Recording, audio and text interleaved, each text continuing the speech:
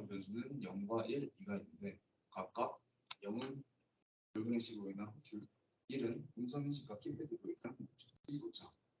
홀 값이 2일 때는 엘리베이터를 상승 또는 하락시키는 함수. 그래서 다음과 같은 값이 0일 때에 대한 카메라를 전환하여 화면 또는 정면으로 화면에 전환하고 인식하기 버튼을 카메라에 들어온 이미지를 얼굴을 인식하여 신호값을 아두이노로 전달합니다.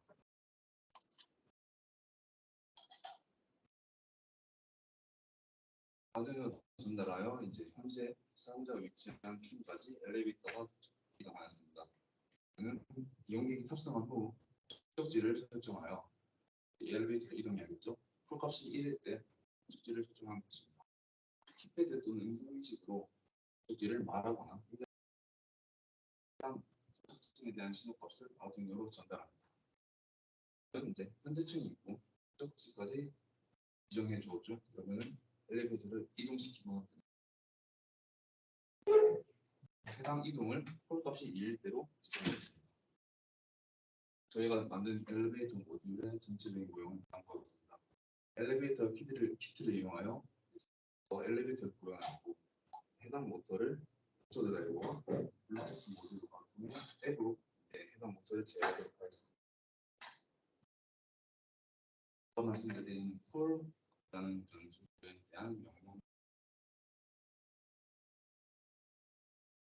1일 때 얼굴인식과 음성인식으로 라고 를 정하면 서를 작동하는데 아우 플로어라는 변수로 현재층과 목적지에 따른 차이를 이용하여 양측면에 따라 우퍼 변수 모두 다운 변수를 구성합니다. 다음과 같이 저희 앱 엘리베이터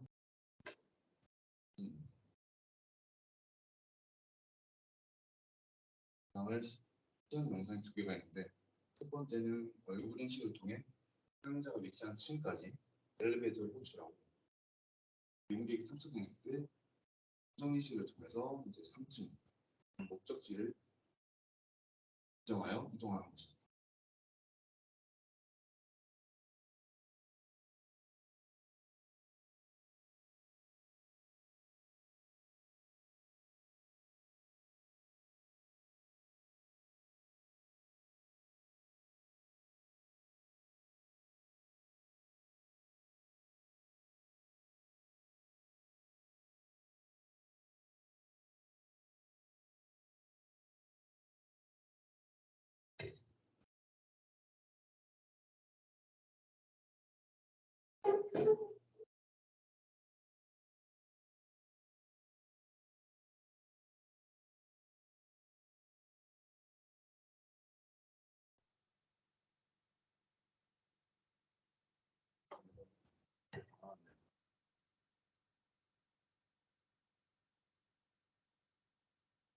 저는 지금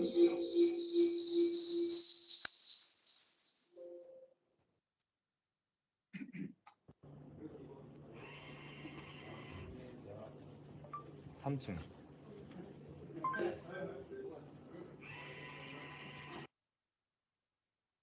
다음과 같이 2층에서 호출하고 3층으로 이동하였습니다. 다음 영상은 목적지를 키패드로 입력하는 것입니다.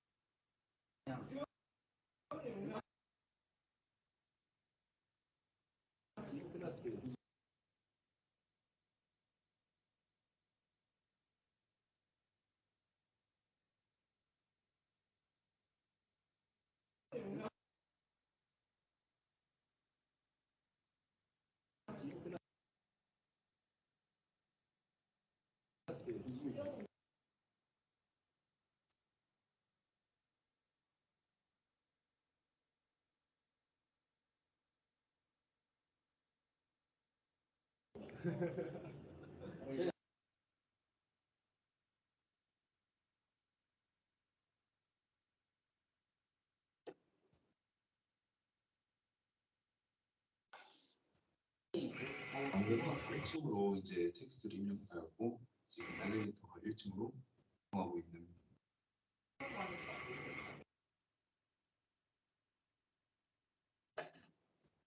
이렇게 해서 시험 영상 두 가지를 본다. 결과를 말씀드리는 어플과 이제 얼굴 인식 API를 이용하여 하드웨어와 소프트웨어를 동시에 다뤄볼 수 있는 결과가 있습니다. 그리고 실생활과 밀접한 엘리베이터와 이제 저희가 내년부터 배우게 될 AI를 접목하는 복잡한 것은 간단한 단계의 집합치는 것을 알게 되었습니다. 처음에는 어떻게 이제 구조를 짜야 될지 몰랐는데 간단하게 처음부터 차근차근 하는 나름 만족스러운 결과를 완성하겠습니다. 이상 양념치킨 팀의 얼굴 인식 엘리베이터 발표 마치겠습니다. 발표자 부탁드리겠습니다.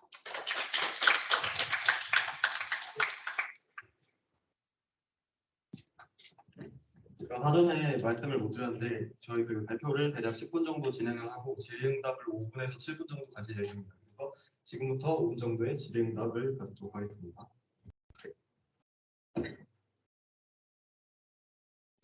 아까 모티베이션이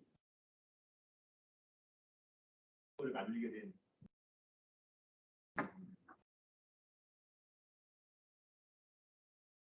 노약자나 장애인들이 시각장애인, 휠체어한 장애인 가지고 이제 엘리베이터 이용할 때 이용이 불편하거나 하면은 이제 이용이 살짝 불편함을 겪고 있다는 그런 생활에 있는 내려가 사회 이슈로도 오고 있어가지고 그러한 사회 약자들을 편하게 어떻게 하면 편하게 일상생활을 가능하게 할 수 있을까 생각하다가 나온 것 같아요. 엘리베이터 모듈 문제가 뭐 이제 워낙 엘리베이터가 잘 돼 있어서 앱을 쓰는 것보다도 훨씬 더 쉬운 형태로 만들었어요. 저는 다음에 이 주제로 발표를 한다면 오히려 보안 이슈로 가장 허용된 사람만 이 엘리베이터를 쓸 수 있다는 개념으로 만들었다고 하는 게 방금 전에 말씀하신 그 이유보다 저한테는 소통이 이쯤이 아파트만 봐도 앱을 켜서 이렇게 하는 것도 편한 장치들이 꽤 많습니다. 물론 이제 다른 또 안 돼 있는 것도 있는데 이 이유도 좋지만은 보안 이슈를 좀더 부각해서 허용하는 사람만 이 엘리베이터 하겠다. 저희가 어플을 사용하는 이유가 그거를 보고파 만약에 한다면은 각 층마다 태블릿 화면을 엘리베이터에 설치하여 각 층마다 얼굴 인식 가능하고 음성 인식 가능한 그러한 시스템을 만들려 했는데 이제 구동 가능한 기기가 얼마 없다 보니까 어플을 하나 핸드폰 가능하게 됐다는 점이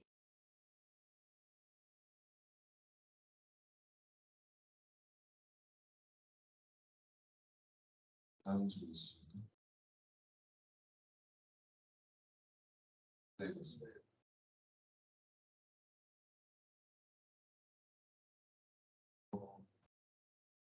앱 인벤터에서 이제 얼굴 인식 API를 사용했는데 해당 모델 학습할 때는 페이지가 그렇게 많이 필요가 없었어요. 제가 한 20장 정도만 이거를 찍어가지고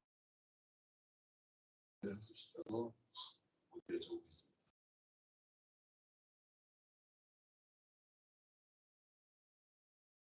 질문 있으십니까?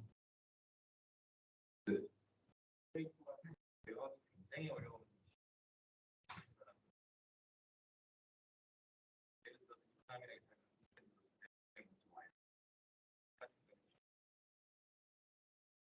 중간에 내려오고 있는데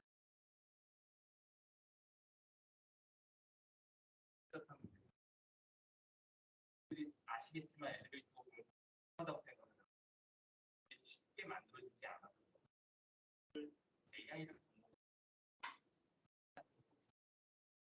네, 그렇습니다. 이 대회 다음에 인베디드 소프트웨어 대회가 있었습니다. 지금 그 대회 출품하려고 PPT를 작성하고 있는데 이제 기출품할 때는 살짝 코드와 이제 다른 부분 업그레이드 해가지고 내가 이제 만약에 이동하는 중간에 누가 누르면 멈출 것인지 누가 먼저 눌렀으면은 아까운 중이 먼저 산 다음에 그러하여 해당 기능을 추가할 예정입니다. 한국으로 하려면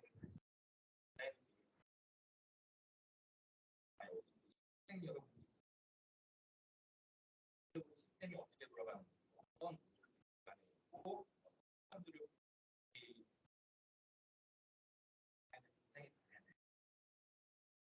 하는 것도 만드는 것 위에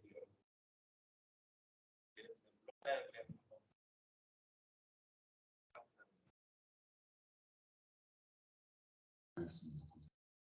하지만 이번 가을에도 대한 전장업회에서 하나요.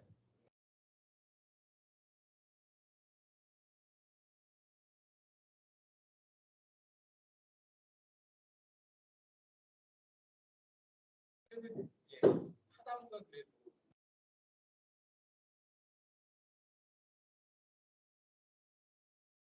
1학년, 2학년들은 안 될 수 있어요. 회장님 한번 하셔가지고 한번 하면 좋을 것 같아요. 그러면서 혹시라도 필요하면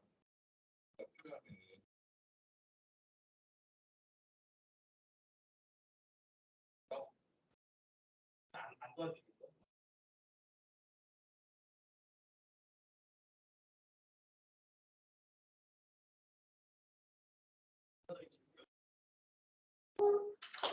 감사합니다.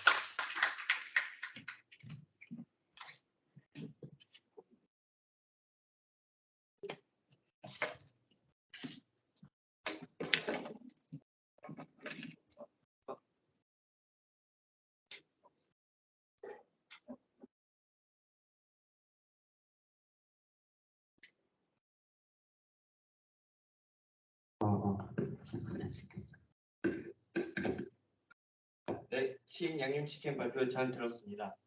다음은 팀 파랑당근입니다. 최근에 킥보드 관련 안전사고가 많이 일어나고 있습니다. 그렇기 때문에 무엇보다도 안전장비 착용이 중요합니다.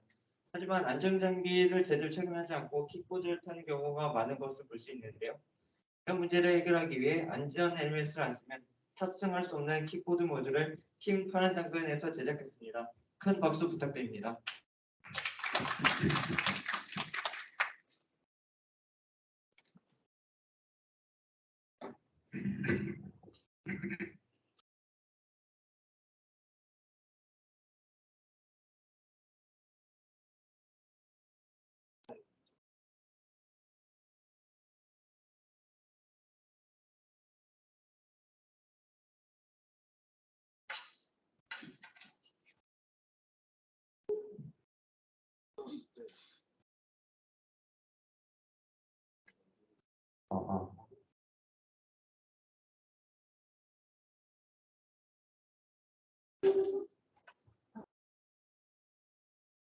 안녕하세요.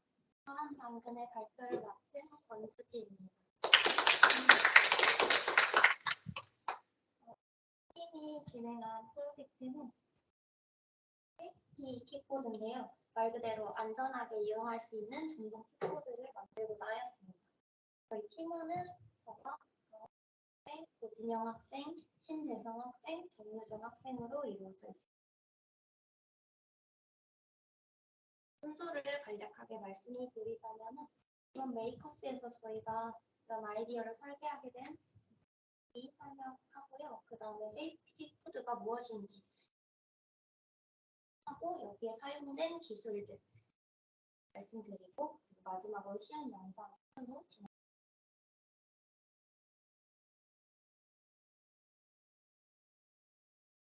이제 다들 전동 킥보드 아시죠? 개인용 이동 수단으로 전동 킥보드가 요즘 많이 이용이 되고 있는데 이러한 전동 킥보드 사용이 급격하게 증가를 하면서 킥보드로 인한 교통사고도 많이 증가를 하였거든요. 그래서 이런 킥보드에 대한 우려의 목소리가 높아지면서 작년에는 개정안도 진행이 되고 작년 5월 13일에 이게 실행이 되었습니다. 근데 이게 이 개정안의 내용을 살펴보면은 주행자가 면허가 꼭 있어야 하고 안전모를 꼭 착용해야 한다는 그런 내용이 들어가 있는데요. 이 법안이 잘 지켜졌을까요? 제가 오늘 아침에도 여기를 오면서 신호등에서 헬멧을 착용하지 않은 주행자를 한 명 봤거든요. 그래서 이거는 경찰 단속이 있지 않으면 사람들이 되게 몰래 자주 타고 밤에도 단속이 없을 때는 헬멧을 잘 이용하지 않는 것으로 이렇게 조사가 됐습니다. 그래서 저희가 킥보드가 개인용 이동 수단이다 보니까 운전자 본인의 그런 제어만이 유일한 구동 수단이 되는데 이것이 안전에 문제가 굉장히 되기 때문에 어떻게 하면은 이런 킥보드를 더 안전하게 이용할 수 있을까를 고민을 하다가 저희 팀은 킥보드 자체가 제어가 되게 하자. 킥보드 위에 AI를 올려서 자체로 스스로 제어가 되게 할 수 있는 안전 킥보드 프로젝트를 진행을 하게 되었습니다.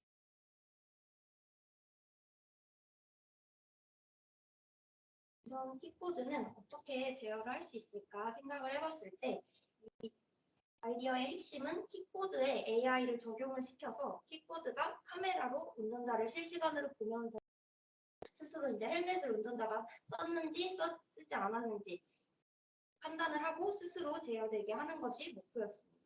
외부에서 경찰이 단속하지 않아도 또 사용자가 어느 곳에 있더라도 킥보드 스스로 구동이 되는 것이죠. 기술을 설명을 하면은 우선은 제어하는 환경은 라즈베리 파이를 사용을 했고요. 라즈베리 파이에 오픈 CV와 파이썬을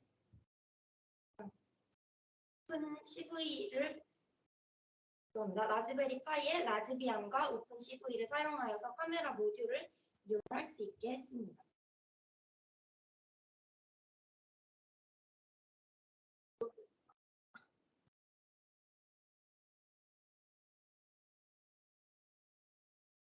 라즈베리 파이와 아두이노를 왜 두 가지 사용하는지 의문이 드실 수도 있는데 저희가 실제 킥보드를 사용하기에는 어려움이 있어서 아두이노와 RC카를 이용하여서 모형 킥보드를 만들고 라즈베리 파이에서는 인공지능 모델을 돌리는 방식으로 제어를 하여서 두 가지를 모두 사용했다고 보시면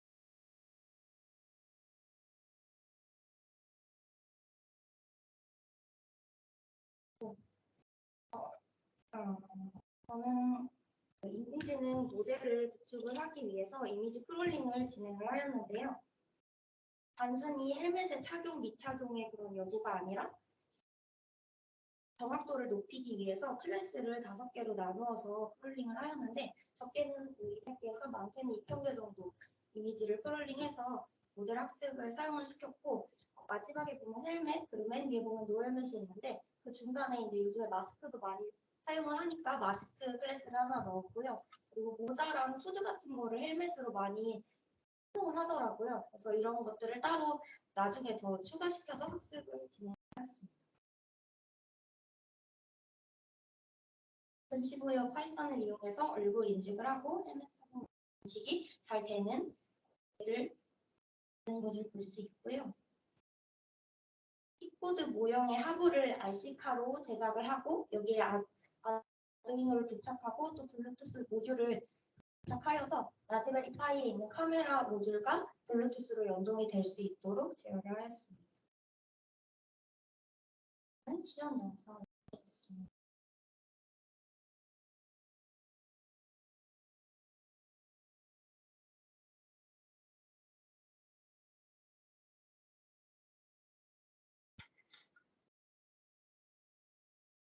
헬멧을 보면 저 화면에 맨 왼쪽 위에 보시면 헬멧, 노헬멧 이런 것도 나오고 제어는 원래 앞으로 가야 되는데 이게 제자리에서 쉽게 볼 수 있도록 이렇게 잠깐 함수를 바꿔놨습니다. 헬멧을 다시 쓰면은 움직이고 헬멧을 끝났네요. 헬멧을 보시면은 주고 이렇게 제어가 되는데 이게 딜레이가 한 1초, 2초 정도 있거든요. 저희가 이거를 수도 변경을 하고 모델도 학습을 좀 이제 잘 시켜서 딜레이를 많이 줄여보고자 해서 최대한 1, 2초까지는 줄였는데 카메라 모듈 자체에 딜레이가 있어서 또 딜레이가 있다고.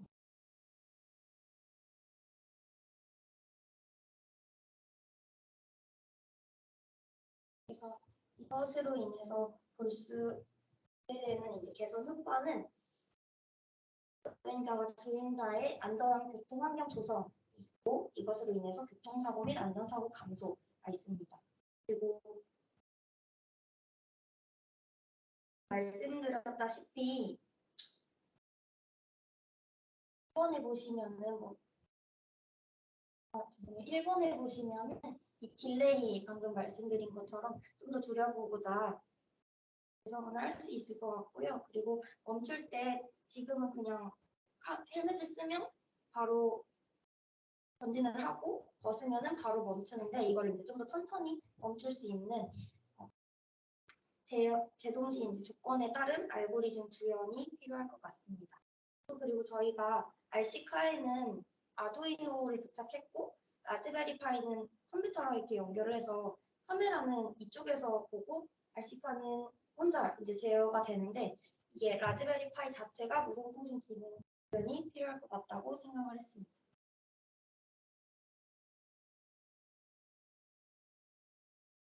됐습니다.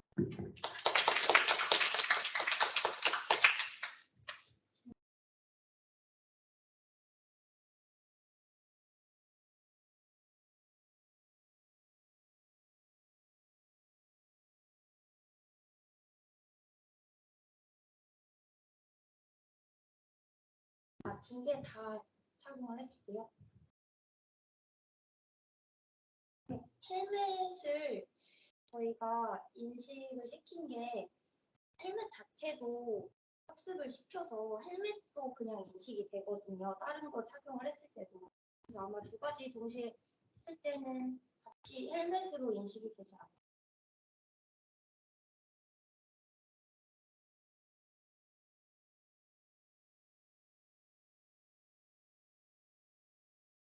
우선은 안 되는 이유요?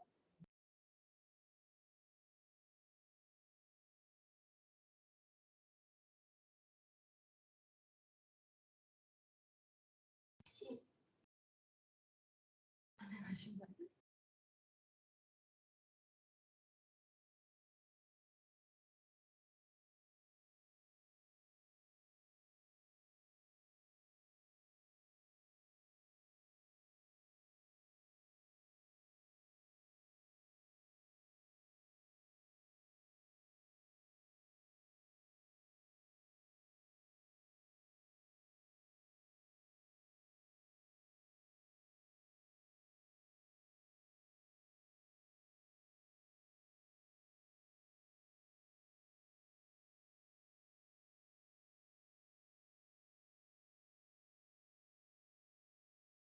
우선은 처음 라즈베리파이 성장 구축할 때부터 좀 힘들었는데 라즈비안 그 버전하고 오픈CV 카메라 모듈 이용할 수 있는 오픈CV 버전이 잘 안 맞아서 그거를 일일이 다 설치를 했다가 또 지워보고 하는 식으로 구현을 하는 게 조금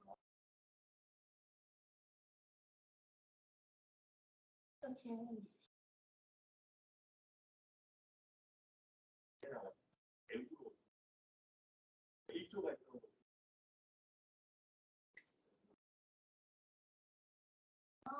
네네. 블루투스 그거 앱도 생각을 잠깐 했었는데 시간이 좀 없어서 봤습니다. 여러분들이 생각하기에 되게 쉽게 생각할 수 있게 그래서 예를 들면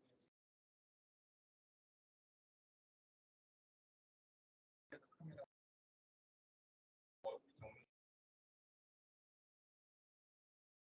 때 사람이 헬멧을 썼는지 그대로 나올 때는 없고 그때는 없고 이런 것들 생각을 하다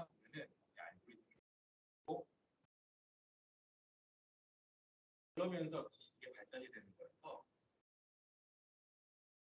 그렇게 하나의 시스템을 하다 보면은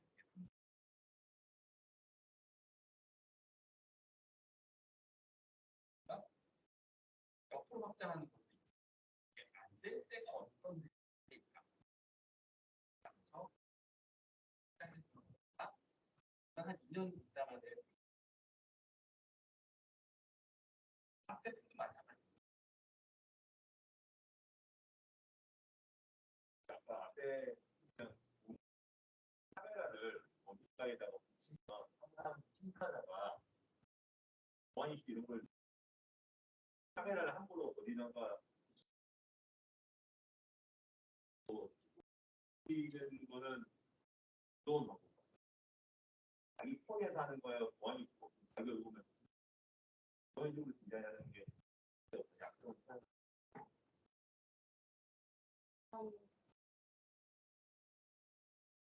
쓰시면은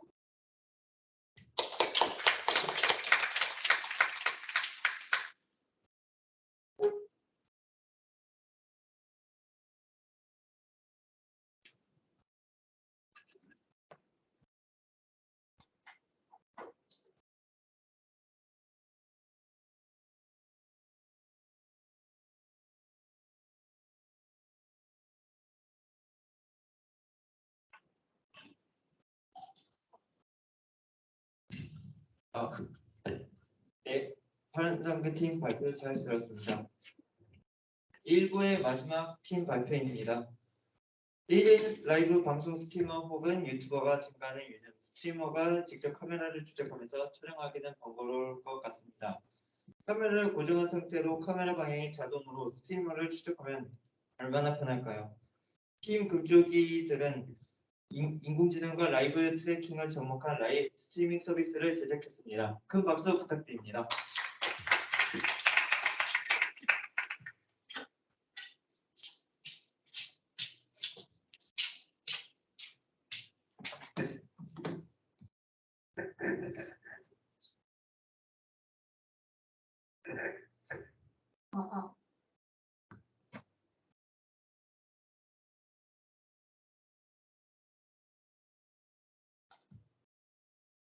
네, 안녕하세요. 라이브 트래킹에 대해서 연구한 팀 본쪽이들입니다.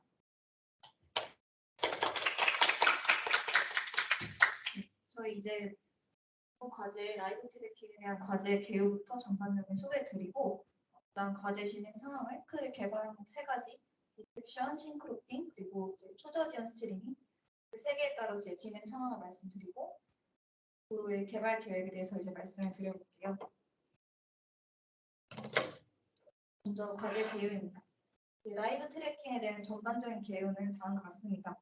1인 또는 소규모의 이제 미디어 콘텐츠 제작자들을 위해 서비스를 지원하고자 하는데 지금 이제 카메라맨이 보통 따라다니잖아요. 그 런닝맨이나 아니면 이제 유튜버들 보면은 전용 카메라만이 계신데 그것이 아니라 이제 고정된 카메라에서 피사체를 트래킹하고 프레임을 크롭한 다음에 그 영상을 크롭된 영상을 스트리밍하는 소프트웨어를 구축하려고 합니다. 주요 개발 항목은 이제 3가지가 있는데 영상 내 이제 오브젝트라고 사람이든 강아지든 이런 피사체를 인식을 하고 피사체를 그 피사체를 이제 크로핑을 합니다. 그다음에 이제 크로핑된 프레임들을 리프레이밍하고 마지막으로 이 프레임들을 스트리밍하는 이제 일련의 과정을 거치고 있어요. 그래서 요거를 스트리밍된 거를 어디서 보냐? 저희는 이제 웹 앱에서 요 영상을 볼 수 있도록 서비스를 구축을 하려고 합니다. 그래서 예시로 좀 이해를 해보자면은 이제 고정된 카메라가 여기 맨 왼쪽에 있죠. 그래서 그 고정된 카메라로 예를 들어서 공을 차는 사람을 한번 트래킹 한다고 촬영을 한다고 한번 해볼게요. 이 장면에서 이제 공과 공을 차는 사람을 이제 인식을 하고 트래킹된 장면을 이제 실시간으로 크로핑을 해줍니다. 그다음에 이렇게 크로핑된 이런 프레임들을 WebRTC라는 API로 스트리밍을 해주는데 이렇게 스트리밍 장면을 최종적으로 실시간으로 시청자들이 즐길 수 있도록 서비스까지 구축을 해보려고 합니다. 저희가 이제 저는 소프트웨어 다이어그램을 다음과 같고요. 그래서 맨 왼쪽부터 제작자가 어떤 비디오를 웹캠이든지 어떤 카메라로 고정된 카메라로 로우 비디오를 받아낼 거예요. 이거를 이제 스케일 이미지라고 되어 있는데 사용자가 원하는, 제작자가 원하는 1대1인지 5대4인지 이런 비율에 맞춰서 이제 스케일 이미지를 할 거고 거기서 이제 피사체들을 인식을 하고 그다음에 이제 싱크로핑 가운데 이제 프레임들을 잘라냅니다. 그다음에 이렇게 넘어온 비디오를 웹RTC라는 API로 스트리밍을 해서 최종적으로 이제 제작자뿐만 아니라 시청자들이 실시간으로 그 비디오를 감상할 수 있도록 구현할 예정입니다. 이게 이 라이브 트래킹이란 과제가 딱 안 와닿을 수도 있을 것 같아서 기존의 기술 동향이 어떤 게 있는지 한번 소개를 드려볼게요. 첫 번째로 이제 오토플립이라는 유명한 구글 미디어 파이프 솔루션이 있습니다. 요거는 이제 촬영된 비디오를 입력으로 받아서 그러니까 이미 실시간인 비디오가 아니라 이미 촬영된 비디오를 인풋으로 넣는 거죠. 그래서 그 인풋을 디텍션하고 크롭하고 트래킹하는 이런 일련의 과정을 거치는데 저희는 이 오토플립과 좀 색다른 점이 카메라 입력 영상을 말씀드린 바와 같이 실시간으로 처리한다라는 점에서 좀 차이가 있습니다. 그리고 또 센터 스테이지라는 두 번째 이제 기술 동향을 보면은 요거는 이제 아이패드에서 탑재된 그 카메라를 가지고 하드웨어 제어를 통해서 뭐 줌아웃도 하고 줌인 아래 짤을 보시면은 그 줌아웃 했다가 줌인하는 그런 트래킹 모습을 보실 수가 있어요. 그래서 요거는 위에 오토플립과 달리 실시간 처리가 되지만은 저희 라이브 트래킹 과제와 다른 점을 보자면 입력 영상을 실시간으로 처리를 통해서 이제 프레임을 조작하는 건 맞는데 이제 저희는 굳이 아이패드의 그 좋은 카메라가 아니더라도 ML 및 영상 처리를 이제 소프트웨어만으로도 가능하게 한다. 이런 점에서 좀 차이가 있을 것 같아요. 그래서 최종 산출물을 좀 보시면은 좀 가명으로 돼 있는데 뭐 라이브 트래커라는 이름의 웹 어플리케이션을 만들어서 이런 식으로 이게 보통 이제 16대9 비율이거든요. 그 유튜브에 올라오는 영상들이 요거를 실시간으로 트래킹을 뭐 9대16 이제 딱 핸드폰 이제 비율이잖아요. 그걸로 나는 트래킹을 해보고 싶어라고 한다면 여기다 이제 캠을 연결해서 요로 최종적으로 이렇게 9대16의 비율로 트래킹을 해준다는 걸로 저희는 이제 생각을 하고 있어요. 그래서 이런 웹 어플리케이션 데모를 한번 디자인해봤는데 된다면은 이런 식으로 좀 예쁘게 구성을 해보지 않을까 싶습니다. 다음으로 이제 진행 과정을 이제 프로그레스를 좀 설명을 드리면 첫 번째 개발 항목인 디텍션에서 페이스 디텍션부터 볼게요. 이제 저희가 미디어 파이프에 있는 페이스 디텍션 API를 좀 가져와서 그래서 이제 디텍션 정확도를 높이기 위해서 여기 있는 6개의 랜드마커로 얼굴을 감지하려고 해요. 그래서 블레이즈 페이스라는 개념이 있는데 거기서 얼굴 검출하는 프레임워크가 있는데 블레이즈 페이스가 얼굴을 검출하는 프레임워크예요. 그래서 이 프레임워크를 가지고 이제 2000에서 1000까지 FPS로 이제 추적이 된다고 하더라고요. 그래서 좋은 소스를 가지고 6개의 앵커를 이제 추출하고 거기에 있는 걸로 바운딩 박스를 친 다음에 얼굴을 감출할 예정입니다. 그다음에 이제 얼굴도 검출됐으면 이제 오브젝트를 디텍션 해야 되는데 저희는 두 가지 모델을 시도를 해봤어요. 첫 번째가 이제 욜로 V3 타이니 모델이라는 거고 두 번째는 SSD 라이트라는 이제 모델이에요. 두 가지 다 이제 코코 데이터셋으로 사전 훈련이 되어 있는데 저희가 이렇게 FPS 13에서 24 그리고 38, 39 이렇게 써놓은 이유가 저희가 항상 하는 이제 트레이드 오프라는 고민인데 어떤 영상에서 피사체가 움직이면은 거기서 피사체를 정확하게 인식하는 건 정말 중요해요. 그렇지만 그거를 정확하게 인식한 거를 빨리 보여줘야 됩니다. 그러니까 실시간인 과제인 만큼 이제 그거를 실시간으로 이제 사람들이 감상을 하려면은 FPS라는 지표가 30 이상은 나와야 이게 실시간으로 좀 방송이 되고 있구나라는 걸 이제 사람들이 느끼거든요. 그래서 저희는 MAP라는 정확도랑 비슷한 그런 지표인데 그런 지표와 FPS로 이제 모델 두 개를 시도를 해봤어요. 그래서 일단 욜로를 가지고 이제 실험을 해봤을 때 두 가지 이슈가 있었는데 첫 번째는 FPS 관련한 이슈였습니다. 처음에 미디어 파이프의 오브젝트 디텍션 모델로 이제 모델을 돌렸을 때 FPS가 이상 프레임밖에 나오지 않는 거예요. 그래서 이게 뭐가 문제지 찾아봤을 때 이제 쓸데없는 연산을 저희가 좀 추가를 한 게 있어서 알고리즘 처리를 최대한 단순화했더니 16프레임까지는 올리는데 좀 성공을 해봤습니다. 근데 여전히 느리다는 좀 단점이 있어가지고 욜로 V3를 한번 사용해보자 했을 때는 23에서 24까지 프레임 올리는데 성공을 했습니다. 두 번째로 이제 바운딩 박스 관련된 이슈였는데 이제 그 어떤 바운딩 박스로 사람 이제 바운딩 검출 디텍션을 할 거잖아요. 그래서 그렇게 검출된 박스 센서 중에 인코딩된 아웃풋 센서들이 있었어요. 근데 이거를 어떻게 좌표값을 어떤 식으로 뽑아내야 될지 좀 고민이 많았는데 안타깝게도 거기서 어떤 정보를 뽑아내는 게 쉽지 않더라고요. 그래서 거기서 피사체를 담아내는 바운딩 박스를 생성하는 데 좀 실패를 했습니다. 그래서 아예 다른 모델을 좀 알아보자 해서 이제 SSD라는 모바일 기반의 모델을 사용해봤어요.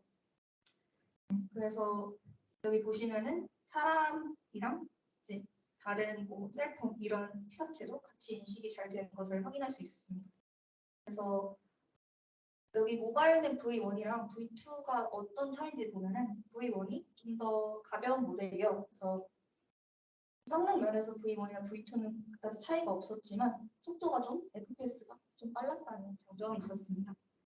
그래서 최종적으로 저희는 모바일넷 V1 기반의 SSD 모델로 이미지 인풋은 300에 300의 이제 영상을 받아내서 한번 디텍션 해봤었습니다. 그래서 이제 결론적으로 SSD 모델로 디텍션이 잘 되는 걸 확인했으니까 디텍션된 값들을 바탕으로 크로핑을 진행을 했어야 했습니다. 크로핑은 이제 까지 페이스 디텍션, 오브젝트 디텍션으로 얻은 정보들을 하나로 묶었습니다. 이렇게 보시는 것처럼 어떤 사람이 있으면은 이렇게 펄슨이라는 파란색 박스로 오브젝트 디텍션이 될 거고 처음에 그다음에 페이스 디텍션 빨간 박스로 한번 이렇게 디텍션이 될 거예요. 그래서 이 정보를 하나로 묶고 그다음에 만약에 이제 이런 식으로 빨간색 0.75라는 값이 오브젝트 디텍션을 인식한 0.6보다 높은 경우에 이제 정확도, 스코어가 가장 높은 정보만 남겨서 처리할 좌표를 줄이는 과정을 거쳤습니다. 그래서 디텍션 정보들을 이용해서 이제 크롭할 프레임의 센트로이드, 이제 중심 좌표를 정해야 했어요. 그래서 지금 현재 중심 좌표 처리 알고리즘이 디텍션이 있을 때, 왼쪽과 같이 디텍션이 없을 때는 자를 프레임의 중심과 원본 프레임의 중심을 똑같이 하고 프레임을 다르지 않고 원본 그대로 보여주는 것도 고려를 해봤습니다. 그리고 맨 쪽에서 만약에 디텍션이 있다 하면은 이제 MAP라는 정확도랑 비슷한 지표인데 MAP 스코어가 가장 높은 정보를 우선적으로 리스트에 저장하고 그리고 이제 설정한 경계 범위 안에 다른 디텍션의 정보가 들어올 수가 있어요. 그래서 해당 정보 리스트에 맞게 다시 저장을 하고 경계 범위를 업데이트하는 그런 알고리즘을 만들었습니다. 그리고 리스트의 이제 디텍션 중심 좌표들의 평균을 이제 계산해서 그다음에 최종적으로 자를 프레임의 중심 좌표 센트로이드를 다시 계산을 해봤습니다. 시연을 보시면은 이게 지금 어떤 게 문제인지 좀 보이실 것 같아요. 지금 가만히 있지 못하고 살짝 이렇게 흔들리거든요. 이게 바로 이제 가장 고질적인 문제였던 프레임이 흔들리는 이슈였는데 디텍션 정보를 처리하고 나서 테스트를 해보니까 이렇게 프레임이 좀 살짝씩 흔들리더라고요. 이걸 해결하기 위해서 보관이라는 개념을 도입을 했는데 말씀드린 것처럼 프레임 보관은 왜 필요하냐? 앞선 그 예시 데모 영상도 있었고 이제 맨 쪽에 이제 상단에 빨간색으로 이거 쳐주신 걸 보면은 위에랑 아래랑 어떤 차이인지 잘 감이 안 오실 수도 있는데 위에 저 경계가 살짝 많이 흔들리고 아래는 좀 스무스하게 트래킹하는 걸 보실 수가 있어요. 그래서 저희도 딱 빨간색이랑 똑같은 문제가 있었습니다. 상단처럼 프레임이 좀 흔들리는 이슈가 있었는데 피사체의 위치가 크게 바뀌지 않더라도 모델이 주는 좌표값이 바뀌기 때문에 이렇게 프레임이 흔들리는 거거든요. 그래서 아래 파란색처럼 보관이라는 과정을 거쳐서 이제 보관이라는 거는 두 지점 사이의 값에 위치한 값을 추정하는 과정입니다. 그래서 하단의 그 파란색 대선처럼 좌표 사이에 보관한 좌표 사이에서 이제 값을 보관해내서 그 기준으로 이제 프레임들을 송출을 해봤습니다. 그래서 잘 되는가 싶었는데 보안 내에서도 또 이슈들이 있었어요. 이거를 보관이 그냥 이제 이미 찍어둔 영상을 보관하는 게 아니라 실시간으로 들어오는 영상을 보관하다 보니까 두 가지 문제가 있었는데 첫 번째는 이제 트레이닝 관련된 이슈였어요. 보관은 두 프레임을 기준으로 이루어져야 되는데 실시간으로 스트리밍하면 다음에 올 프레임을 알 수가 없잖아요. 실시간이니까. 그런 이제 대표적인 이슈가 있었고 두 번째로는 시간과 관련된 거였는데 이제 유클리디언 놈으로 보관을 하자라고 이제 정했었어요. 그래서 키 프레임들의 좌표를 미리 알고 있는 상태에서 해당 프레임의 타임스탬프로 보관을 했었어야 되는데 이것도 마찬가지로 실시간으로 프레임과 프레임 사이 다른 프레임을 좀 보관해서 채우다 보면은 FPS 느려지고 여러 가지 이슈들이 있었기 때문에 시간과 관련된 이슈가 이렇게 있었습니다. 그래서 실시간에서는 어떻게 프레임을 보관을 해야 하느냐 이렇게 연구를 많이 했는데 이제 이전 프레임의 중심 좌표를 일단 저장을 하고 현재 프레임과 이전 프레임의 좌표를 기준으로 보관을 해봤어요. 이런 식으로 이제 메모하면서 연구를 했었는데 보관할 인터폴레이션 할 프레임의 개수를 정해서 타임스탬프 문제를 해결을 했었습니다. 그래서 이제 보관을 했었을 때는 이런 식으로 앞선 것보다는 덜 흔들리고 트래킹도 어느 정도 되는 것을 확인하실 수가 있어요.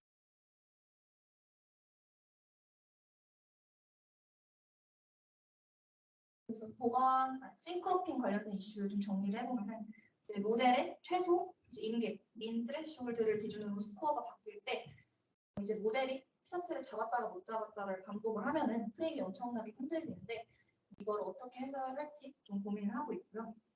디텍션이 두 개가 돼 있을 때 특히 이제 사람과 같은 경우에 저를 0.9로 인식을 하고 제 바로 옆에 친구가 뭐 0.89 이렇게 인식이 되면은 이 기준을 경계를 기준으로 누구를 잡아야 할지 모델이 되게 고민을 많이 할 거예요. 그래서 이것도 똑같이 프레임이 흔들리는 이슈가 있는데 이걸 어떻게 해결할지 좀 고민을 많이 해보고 있습니다. 그래서 위의 문제를 포함해서 앞으로 해볼 일은 정확도 높은 모델로 바꿔보는 욜로 V7이라든지 이런 정확도 높은 모델로 바꿔볼 프레임 스키핑이라는 이제 되게 신박한 아이디어가 있어요. 이거는 프레임을 다 보내는 게 다 송출하는 게 아니라 우리가 원하는 프레임만 송출하고 나머지 이제 필요 없는 프레임은 스킵을 해버리자. 필요 없는 이제 프레임은 없애버리고 중요한 프레임만 보내자라는 이제 아이디어에서 이것도 한번 고려를 해보고 있습니다. 이제 패닝이란 모드가 있는데 이거는 그냥 자연스러운 카메라 이동을 구현하는 이제 구글에서 생각한 패닝 모드라는 게 있는데 이걸로 자연스러운 카메라 이동을 구현해볼 예정입니다. 그리고 마지막으로 이제 세로가 이제 고정된 기준으로만 이제 프로핑을 하고 있는데 이슈가 해결된다면 이제 높이 기준으로도 진행을 해볼 계획이 있습니다. 마지막으로 이제 초저지연 스트리밍이라는 개발 항목이 있습니다. 이거는 이제 어떤 실시간 스트리밍이 있을 때 이런 식으로 제작자 아니면 방송사가 어떤 영상을 보내고 최소한 1, 2초 뒤에 시청자가 볼 수 있게끔 돼 있거든요. 보통 구조들이. 근데 영상 처리를 이것저것 하다 보면은 1초보다 이상, 뭐 3초, 5초씩 지연이 될 수가 있어요. 방송이. 이런 거를 좀 극복을 하고자 WebRTC라는 이제 스트리밍 포맷으로 레이턴시 문제를 극복을 하고자 합니다. 그래서 구현하고자 하는 목표가 이제 시청자들이 촬영 현장에서 벌어진 이벤트를 축구 경기라든지 뭐 퀴즈쇼라든지 이런 이벤트를 현장감 있게 몰입하기 위해서 WebRTC를 사용하고자 합니다. 그래서 WebRTC가 보통 P2P 기반인데 P2P라는 이제 걸 기준으로는 대규모의 시청자들을 좀 수용하기가 어려워요. 그래서 지금 고안하고 있는 게 SF라는 방식의 구조의 서버를 새로 만들어 볼까 하고 있습니다. WebRTC 스트리밍 관련된 이슈로는 이제 브라우저별로 호환성 문제가 좀 있어요.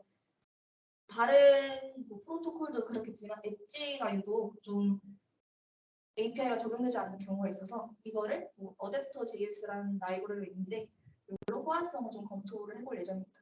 그리고 오디오가 좀 하울링 돼서 들리는 문제가 있었는데 이거는 FRTC API 예정된 에코 캔슬레이션이라는 기능으로 개선을 해볼 예정입니다. 그리고 앞으로 해야 할 일로는 이제 초기 로딩 시간을 이제 줄이고 영상 처리에 따른 이제 지연 시간을 좀 개선을 해보고자 합니다. 그리고 이 과제를 하면서 가장 힘들었던 점은 여러분도 다 아시겠지만 어떤 하드웨어, 소프트웨어를 인테그레이션, 연동하는 이슈가 가장 힘들었습니다. 이 과제에서. 그래서 영상 처리된 그런 영상들을 그 다음에 스트리밍을 해야 되는데 이 과정에서 좀 연동 이슈가 있었어요. WebRTC API가 좀 자바스크립트로 많이 되어 있는데 저희가 영상 처리 코드는 파이썬으로 작성을 했단 말이죠. 그래서 파이썬으로 영상 처리된 비디오를 실시간으로 JS 구축된 서버로 보내야 되는데 이 과정에서 몇 가지를 시도해 보다가 마지막 세 번째 파이썬으로 이제 WebRTC 서버를 구축하고 그 다음에 영상 처리 코드를 작성한 그 파이썬 스크립트 연동하자 마지막 방식으로 이제 연동을 성공했습니다.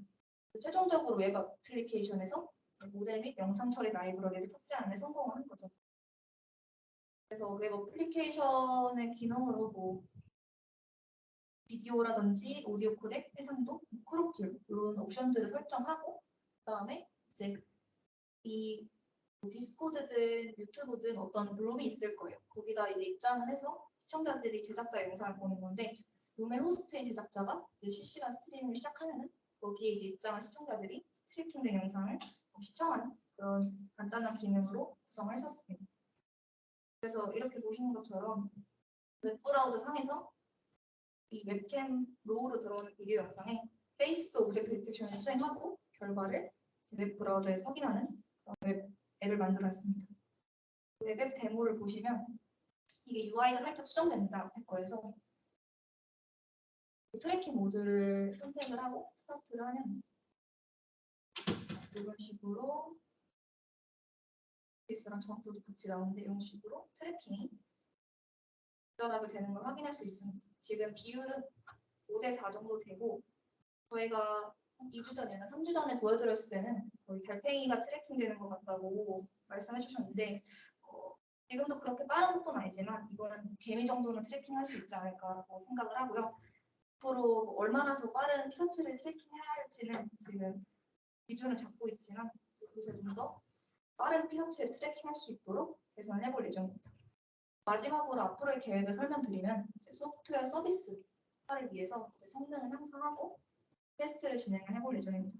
약 한 달 정도 이번 스프린트를 진행할 건데 오브젝트 디텍션 모델을 말씀드린 바와 같이 욜로나 다른 모델로 변경을 해보고 프레임 스키핑이라는 중요한 아이디어를 한번 적용을 해보려고 해요. 그리고 마지막으로 스트리밍 관련해서 성능 분석을 좀 해보고 초기 로딩 시간을 줄일 수 있으면 최대한 줄여볼 수 있는 방안을 연구해볼 예정입니다. 마지막으로 이게 서비스화가 되기 위해서 몇 가지 기능을 좀 테스트를 해보려고 합니다. 실시간 스트리밍을 해도 좀 이상이 없도록 저희끼리 기능 테스트를 한번 해보려고 합니다. 지금까지 발표를 들어주셔서 감사합니다. 질문 있으시면 내대에서 이랑 사람 축구하는 장면이 나오고 이랑 사람 같이 그런 경우에는 선수에서 저희가 이런 과정 말씀하십니다. 네, 이런 과정에서 누굴 우선시한다기보다는 이제 보통 웬만하면은 이제 축구공이 사람 안쪽에 있는 그런 장면이 많을 것 같아서 이런 경우에는 지금 사람 바운딩 박스가 더 크잖아요. 그래서 좀 더 바운딩 박스가 큰 거 기준으로 수업을 할 것 같아요.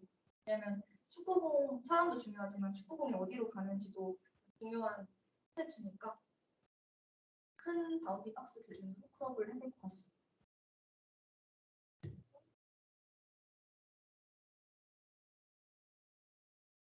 이거를 설명을 드려야 되는데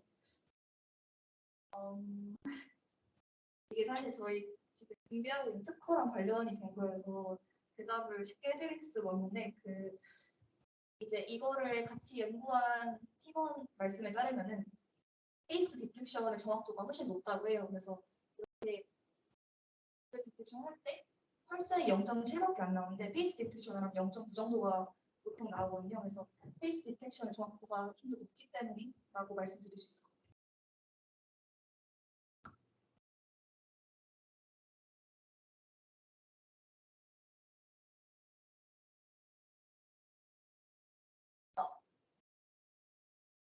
아, 네. 아, 네네.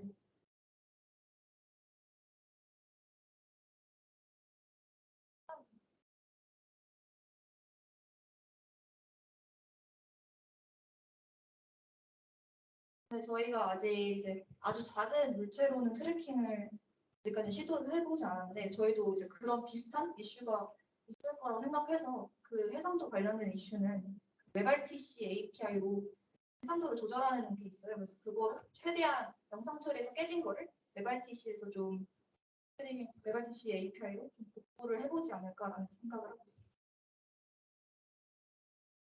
또 있으신가요?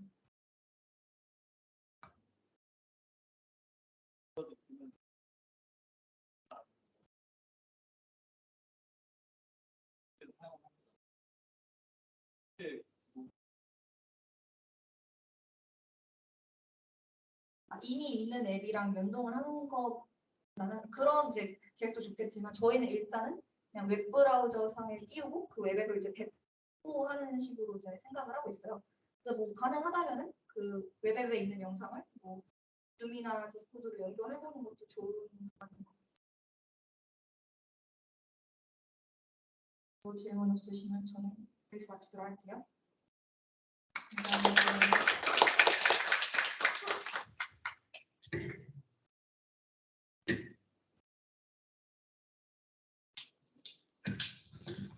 네, 이상으로 메이플데이 1부를 마무리를 하도록 하겠습니다. 총 3팀이 발표를 해주셨는데 첫 팀 이제 그 3팀 전부 다 그 8주 동안 하시느라 정말 수고 많으셨고 앞으로 2부 1시 30분에 시작되는 2부도 네, 다들 참여해 주시면 감사하겠습니다. 수고하셨습니다.